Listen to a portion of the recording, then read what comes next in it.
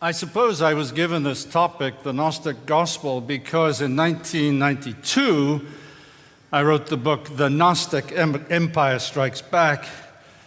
It's the only book of mine that R.C. has endorsed. Indeed, it's the only book he's ever read of mine. But that's okay. He still remembers that first lecture. I'd completely forgotten. He was gracious to endorse it. John MacArthur, I heard, did some sermons on that book. In terms of Mike Horton, he was still in diapers. But it is a pleasure to share the pulpit with Mike, my colleague from Westminster, and it's good to know that there are younger guys coming up behind us, right? But what these guys don't know when they were endorsing and preaching about this stuff was that that book was born out of culture shock. I taught New Testament in France for 18 years. And of course, in godless France, you didn't speak about theology or spirituality in public because everybody was secular. And when I came back to the States in '91, I was amazed to discover that America, that has always been very spiritual, was now changing the focus of its spirituality. And I took some time to try to figure out what was happening. And I'd studied Gnosticism in various places, and I began to connect the dots between what was happening in the culture with ancient Gnosticism. And in that book in 1992, I suggested that all these wildfires that were beginning to spring up in the culture were actually related by a massive fire burning underneath just the surface of the culture that actually connected all the dots together in a new ideology, a new agenda of what I began to call paganism. So these were not just simply unrelated, hot-button issues, but a full-scale alternative to the gospel. Here's what I said in '92. The New Age has a coherent agenda orchestrated from a diabolical center, moving and reproducing ineluctably like algae in a lake. Well, what's happened since 1992? Here's what I want you to take away from this lecture.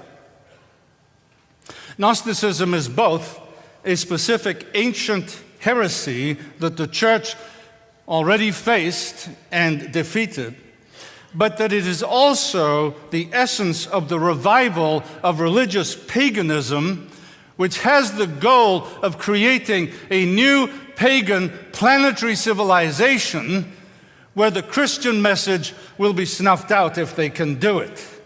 That's threatening the church, and that's not new. I lived in France. In fact, in a week's time, I will be in Lyon, in central France, and it was there that one of the first great anti-Gnostic church fathers, Irenaeus, was bishop. And just before he got there, the Romans in Lyon put to death 42 Christians in the arena. And what struck me as I visited that place some years ago was this, that the struggle for truth was both inside the church and outside. And that Irenaeus and those Christians faithful to the Word of God were fighting Gnosticism, paganism within the church and also outside of the church in the culture around them. And I believe that that is what is happening today, and I hope that that perspective will help us as we understand what we're hearing about what is happening in the church, that is a reflection on what is happening in the culture at large. So that's what I want you to take away. What about ancient Gnosticism? My New Testament studies set me up for this lecture. While everyone was watching the Allied assault on Germany, I was not doing New Testament studies then, and hoping for a quick end to World War II, an Egyptian peasant by the name of Muhammad Ali was making a stupendous discovery, unearthing in 1945 near the Egyptian village of Nag Hammadi Gnostic texts that come from the 2nd and 3rd centuries. And you know, their message was probably more earth-shaking than the events of the Second World War. Indeed, you could almost say that the war for truth was beginning to work itself out in some kind of very public way in once Christian America from that time on. One of the most influential American New Testament scholars, James Robinson, and my own life intersects with all this stuff because he accepted me to do a PhD at Claremont. I didn't eventually do it. Was raised on the Westminster Confession of Faith. And he said he made an early exit from orthodoxy. And he was the one who collected together these ancient Gnostic texts and published them. And in his introduction to the Nag Hammadi Library in English, he dismissed the attempt of the church to defend itself against this paganism as describing the bishops as prejudiced and short-sighted, myopic heresy hunters, he called them. And you know, that's still the way liberals try to present us. President Obama, speaking to a group of homosexuals in the White House a few weeks ago, said that those who oppose the homosexual agenda are holding on to, quote, worn arguments and old attitudes. I believe that homosexuality is actually the tip of the spear of this new civilization. And I could give a whole hour's lecture on that, but I don't have the time. I did give one, actually, if you're interested, at the Family Research Council in Washington a couple of weeks ago, and they have that online. So he opposed the attempt to describe Gnosticism as a heresy, and positively he suggested that these texts actually were able to explain what was happening in the culture of the 60s and the 70s. He incorrectly argued that those texts had much in common with primitive Christianity, and of course it was argued that the Gospel of Thomas, which was one of those texts, was earlier than all the canonical Gospels. That's not at all true. He said that these texts had much in common with Eastern religions and holy men of all times, thus giving a little push to the growing interfaith movement that was starting in the 60s and the 70s. And this is the interesting thing he says. These texts have much in common with the counterculture movements coming from the 60s. Isn't that most interesting? When the hippies went east and the gurus come west, when they sought to liberate spirituality and sexuality from the boundaries of classic Christianity, these texts arrive, redefining the so-called the nature of Christianity. And it seems to me that what we have actually seen in this very short span of time, in one generation, that the agenda of the hippies on the West Coast have become public policy for the nation at the beginning of the 21st century.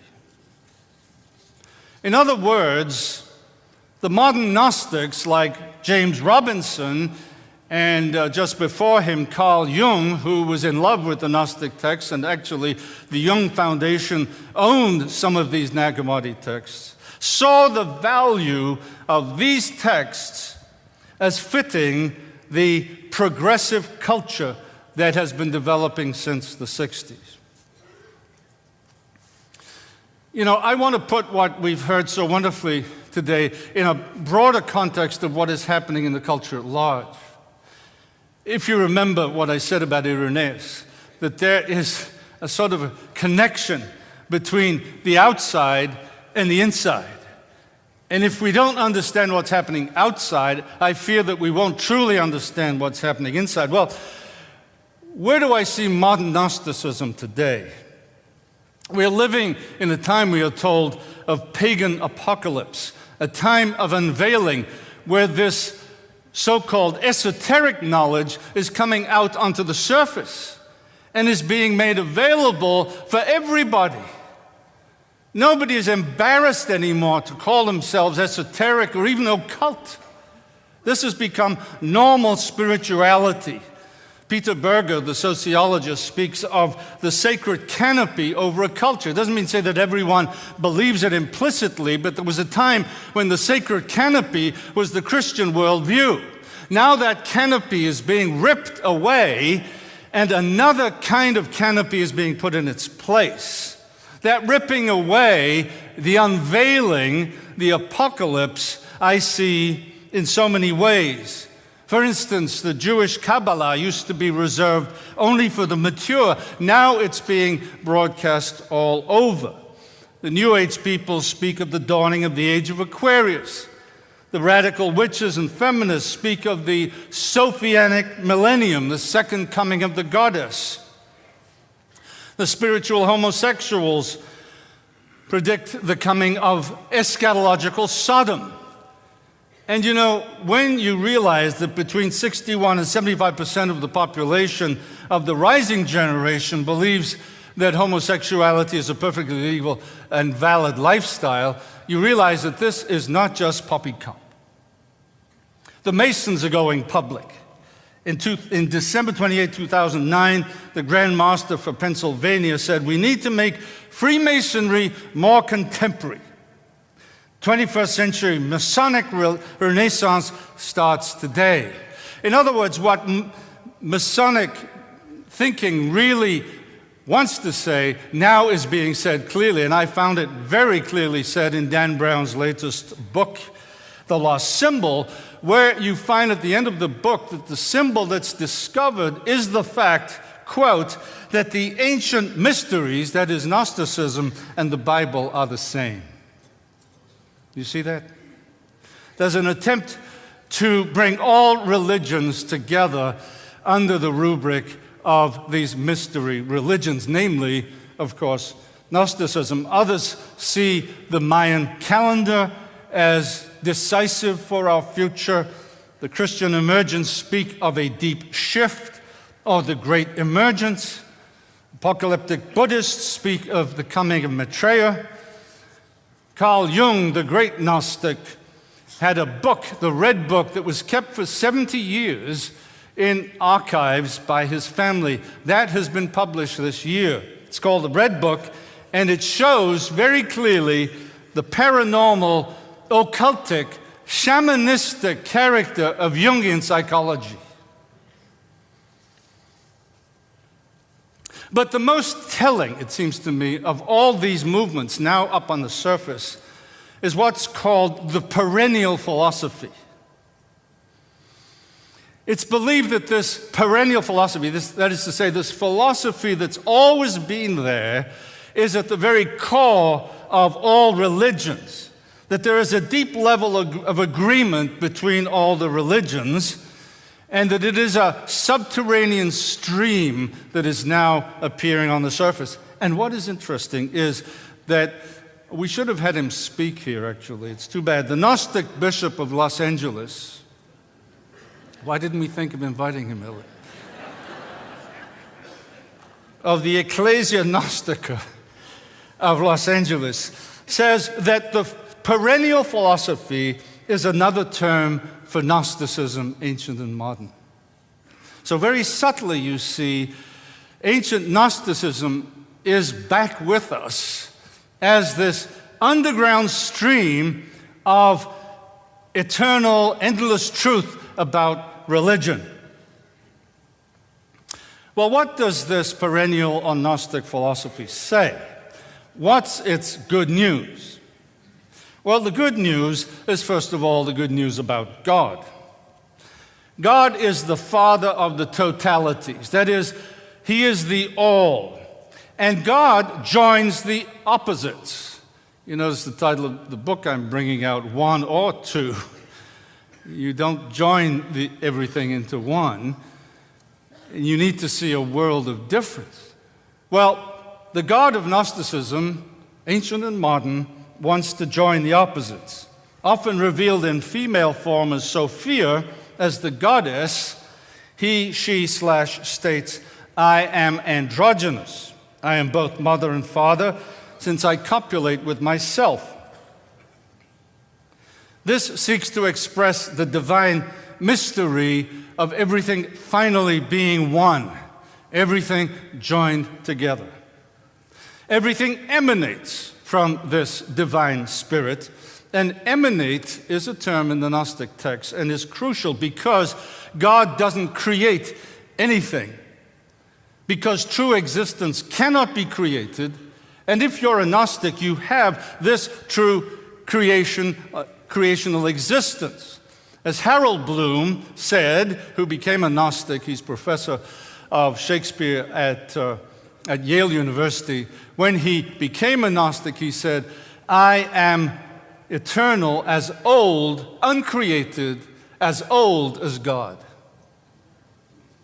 You see, that is the seduction of Gnosticism. It is the experience of coming to realize somehow with some kind of technique that you are as old as God, uncreated. In the Gospel of Thomas, which is supposed to be the most Christian, you have this pantheism. It is I who am the all, says Jesus. Split a piece of wood and I am there. Lift up a stone and you will find me there. Rendering understandable what one of the great experts, Kurt Rudolph, said about Gnosticism, that it is dualism on a monistic background. Isn't that interesting? We always think of it in terms of, spirit and flesh, and that there is this big separation, which is true. But at the same time, it espouses the whole of reality and is just one more form of monism, or what I'm calling more and more, for simplicity, oneism. So monistic pagan pantheism is at the heart of this kind of Gnosticism, ancient and modern. Hippolytus, one of the church fathers, noted this connection a long time ago. He documented that the so-called Christian Gnostics of his day, the 3rd century, were interfaith perennialists who sought, quote, the wisdom of the pagans. That's what liberals have always done. They seek the wisdom of the pagans. The Christian Gnostics, he said, attended the ceremonies of the Isip-worshipping mystery cults in order, I love this statement, in order to understand the universal mystery, the perennial philosophy that flows just under the surface, that allows us to see the truth about everything. So that's the true God. The true God is that spirit behind everything who brings the good news to his followers that we are divine like him. The false God of Gnosticism is the creator of heaven and earth. He's called a blind fool and a joke because he thinks, quote, that he is the true and living God. He says, I am God, and beside me there is no other, the text you cited last night. That is dismissed by the Gnostics as God being totally ignorant of what is actually there behind him. He doesn't know this, and so he is a joke. He doesn't know that the goddess, Sophia, is the mother of the universe. And because of his dastardly work, he is actually called the devil himself and is cast into hell, as any devil worth his salt should be, by the goddess. These are in the Gnostic texts. So what is Gnosticism? It is, I believe, a Christianized or Judaized form of paganism that's always been with us. The one great perennial philosophy. And I bring for proof the statement of an English witch. I love English witches. American witches you can keep, but English witches, they're really worthy of being listened to. And this one, Caitlin Matthews, is a priestess of Isis. And she says this: Gnosticism serves most admirably as a bridge for paganism to infiltrate Christianity in our time. And she's the one who announces the second coming of the goddess, the Sophianic millennium, the era of the goddess, where all peoples and all faiths will be united together. And of course, at that moment, Yahweh must be silenced. And so many radical feminists have attempted to do that. Naomi Goldenberg said in 1979, at the beginning of this movement, we women are going to bring an end to God. We are engaged in the slow execution of Christ and Yahweh. A Lutheran scholar dismissed the Creator God of the Bible as, quote, insane, pathologically violent, and suffering from multiple personal disorder. States which are the result of an archaic first-century understanding of God as a theistic being. You see, the whole rejection of theism, of God separate from us, of what I call twoism, that there are two kinds of existence in the whole of reality. One is the Creator, who never has a beginning, and everything else is creation, which began when God said, at that moment, let there be. And believe me, you are on this side of that moment, and everything is. And Harold Bloom is on this side of it too. But there is this tremendous rejection today of the notion of God the Creator. Something we didn't expect, did we, just 20 or 30 years ago, such that in the San Diego Gay Parade a few years ago, I read on a T-shirt, He's your God, they're your rules, you go to hell. You see, totally relativizing what for so long we took as central to everybody's thinking. But you see how radical Gnosticism is. It is the very rejection of theism. It's the very rejection of the idea that God is separate from us. We're all one together. And that means, of course, that when this kind of thinking takes over, you will be public enemy number one. There is an attempt to sort of hide the true notion of Gnosticism. A so-called objective historian, Elaine Pagels, I was with her at Harvard, so my own life intertwines with these people, tried to rehabilitate the Gnostic Christians, arguing, of course, that the patriarchal bishops were attacking the spiritual victims of Gnosticism and proposing Gnosticism as a wider, valid expression of Christianity. And that the Gnostic Gospels were merely complementary to the canonical Gospels. That is total scam. That is a spin zone. I do watch Fox.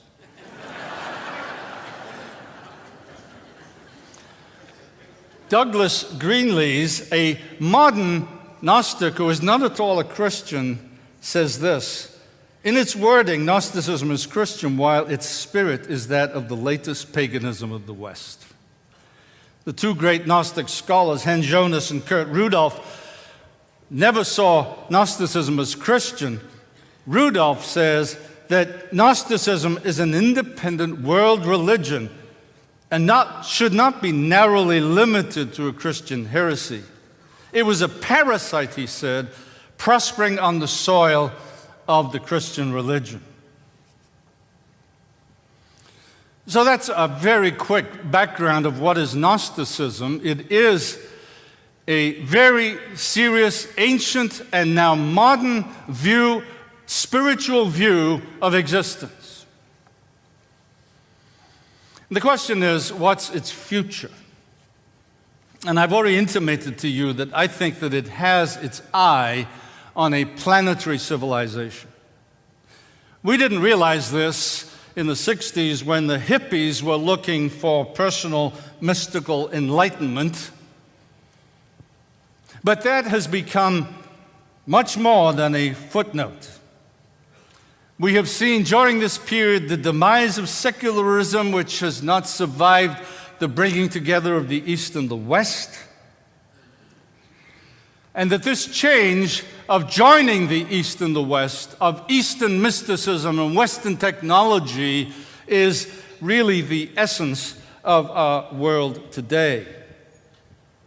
And in many ways, you can understand present politics, but I won't go into that in those terms. But there are some in the vanguard of this new vision of the world, this progressive, cutting-edge, new thinking that have said things about the future. Lord Gearing, an apostate Presbyterian, yes, we do have some, argues that tomorrow's culture will be post-Christian. He, first of all, in the 60s, simply denied the physical resurrection. And the New Zealand Presbyterians didn't take him to task for it. Now he denies the entirety of the Christian message, and he says this: the time for glorifying the Almighty God who supposedly rules is now over. And he predicts that sometime in the future the calendar will be renamed and the year 2000 will be rechristened as the year 1 GE, global era. The Lord's Supper will be only significant human fellowship, and Christmas will be a family holiday. He says tomorrow's culture will be religiously pagan. Mother Earth will be the consciously chosen symbol referring to everything about the Earth's ecosystem. And he makes this observation. By the way, his work is being promoted by the Jesus Seminar. It was founded by Robert Funkmike, who was raised in a fundamentalistic home. And his parents put on him a white suit and white shoes and pushed him out at the age of 10 years of age to preach. Don't do that to your kids. Anyway, his books are being promoted by the Jesus Seminar. He says then that the loving care of Mother Earth is in many quarters replacing the former sense of obedience to the Heavenly Father. That's just one of these thinkers. A crucial man to know is Thomas Berry, an ex-Roman Catholic priest who just died a year or so ago, calls himself a geologian. And he is at the head of a cohort of Western intellectuals closely identified with the United Nations, seeking to transform our planet into a world that worships at the feet of Mother Nature.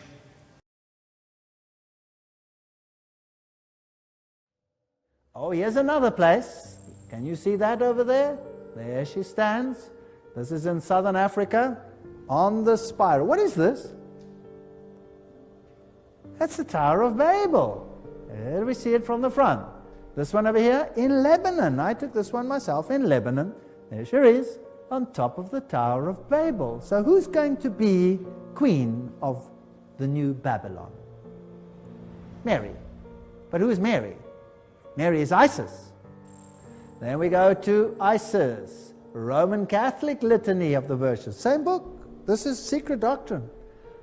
At least Isis Unveiled.